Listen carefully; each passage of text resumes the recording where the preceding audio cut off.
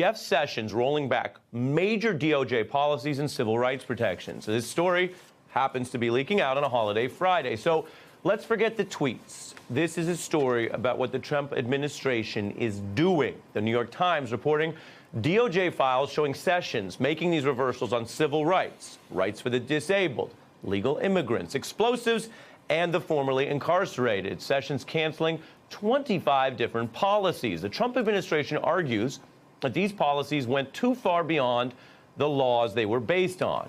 But the people behind some of these policies, like former AG Eric Holder, argue they were needed to modernize rules and protect rights. Take, for example, the guidance that came out of Ferguson, where a Holder probe did not find evidence that Mike Brown's shooting was a crime, but it did find police abusing power and forcing citizens into debt for nonviolent crimes. So here are the facts. That Holder probe found when Ferguson police pulled people over, 8 out of 10 were black. And the policy that Jeff Sessions is canceling was trying to prevent racial discrimination and debt traps. Or another one, an Obama-era policy that said employers should not segregate people with developmental disabilities if that can be reasonably avoided. Advocates for people with disabilities today arguing that rule was protecting their rights, and with Jeff Sessions withdrawing it, there is a fear it will be harder to enforce laws protecting those citizens. As promised, I turn back to the Washington Post's E.J. Dionne. An important story, E.J. Do you think these policy changes are concerning, and why are they coming out tonight?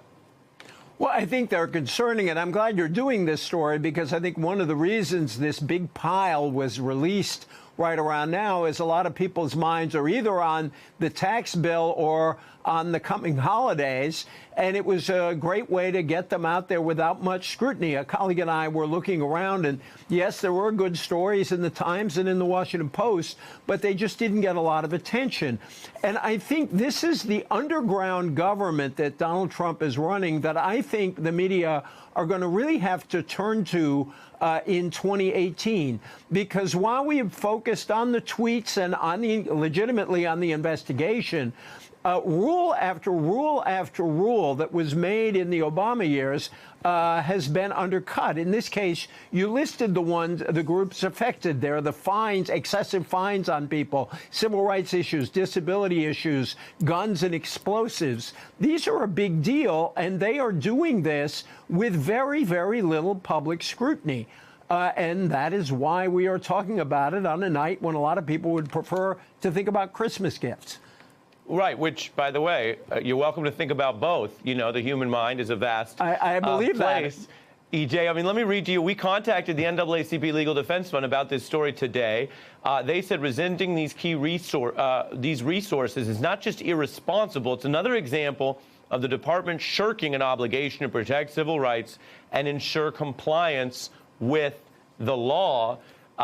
It's also striking because Ferguson and some of those issues got a lot of attention at the time. And the changes sometimes are really, I guess, more dry, or some would argue boring, than the drama of the original story. And yet it's the systemic changes that matter. When you look at this stat I mentioned, that 8 out of 10 people being pulled over there are African-American, nonviolent offenses, driving stops that lead to this debt trap that Eric Holder talked about. I would just argue or observe that I don't think it's a left or right proposition that the police should not be putting nonviolent people in unaffordable debt traps. And that policy that's now being revoked today by Jeff Sessions makes it harder to combat that.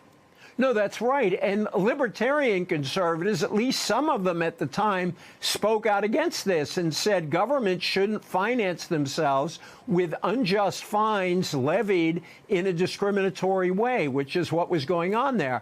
And this is why we have federal civil rights laws. Vanita Gupta, who worked in the Civil Rights Division under President Obama, told the Washington Post that what revoking these rules means is that communities that were reluctant to reform will no longer feel any pressure to reform and could well go back to the practices that we learned are very discriminatory and just basically wrong.